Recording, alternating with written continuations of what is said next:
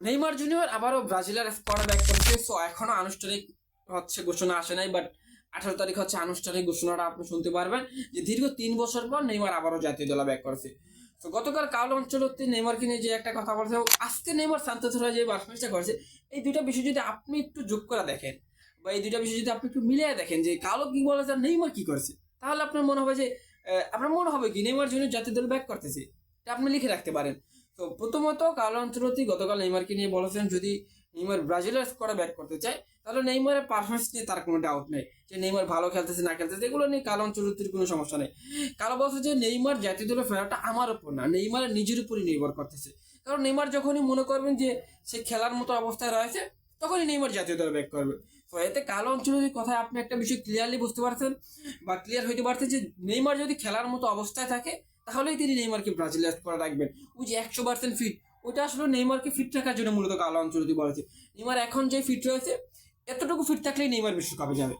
And নেইমারের বিশ্বকাপে squad ঘোষণা করার আগে 18 তারিখ সান্তোসের একটা ম্যাচ রয়েছে। ওইটা নেইমার খেলতে পারে নাও খেলতে পারে, ওইটা কোনো বিষয় না। কারোর প্ল্যানে যদি নেইমার থাকে তাহলে নেইমার ব্রাজিলের স্কোয়াডে 18 তারিখ ডাক পাবে, ওইটা কোনো সমস্যা নেই।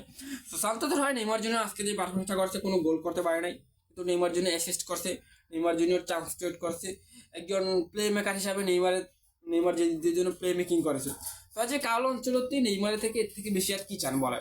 তো নেইমার জুনিয়র আবার জাতীয় দল ব্যাক করবে, এটা নিয়ে কোনো সন্দেহ নেই ভাই। নেইমার ব্রাজিলের হয়ে বিশ্বকাপ খেলবে, এটা নিয়ে আমি কোনো দুশ্চিন্তা করতেছি না। তো এটা নিয়ে প্যারা নিয়ে লাভ নাই, নেইমার বিশ্বকাপ স্কোয়াডে থাকবেই থাকবে। সো কার্লো আনচেলত্তি গতকাল নেইমারকে নিয়ে অনেকগুলো নিউজে মানে আলোচনা করেছেন বা অনেক কথাবার্তা বলেছেন নেইমারকে নিয়ে বিভিন্ন মিডিয়াতে। নেইমার বিভিন্ন ইন্টারভিউতে কার্লো আনচেলত্তি নেইমারকে নিয়ে বিভিন্ন কথা বলেছেন। সো কার্লোর কথাগুলো যদি আপনি একটু জাস্ট বোঝার চেষ্টা করেন তাহলে আপনার মনে হবে যে কার্লো আনচেলত্তি আগে যেই কথাগুলো বলতো ওইখান থেকে কিন্তু অনেকটাই সরে আসছে।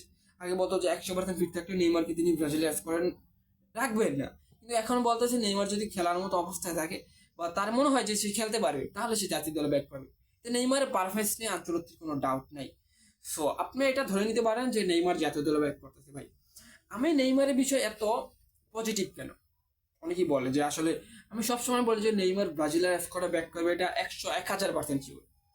সো এই কথা আমার মনে হয় না যে কেউ বলে, জাস্ট কোনো কন্টেন্ট ক্রিয়েটর বা কেউ এরকম 100% গ্যারান্টি দেয় না। বাট আমি এটা গ্যারান্টি দিতে পারি যে নেইমার জুনিয়র ব্রাজিলের স্কোয়াডে থাকবে। আমার বিশ্বাস নেইমার ব্রাজিলের স্কোয়াড থাকবে, এটা আপনি 18 তারিখ মিলিয়ে নেবেন। সো যে কার্লো আনচেলত্তি নেইমারকে নিয়ে নেই, কার্লো প্ল্যানে নেইমার জুনিয়র আসছে এবং নেইমার বিশ্বকাপে থাকবে, এটা নিয়ে কোনো প্ল্যান নিয়ে নাম নাই। সো ধন্যবাদ সবাইকে, ভালো থাকবেন, আবার দেখা হচ্ছে নতুন কোনো ভিডিওতে।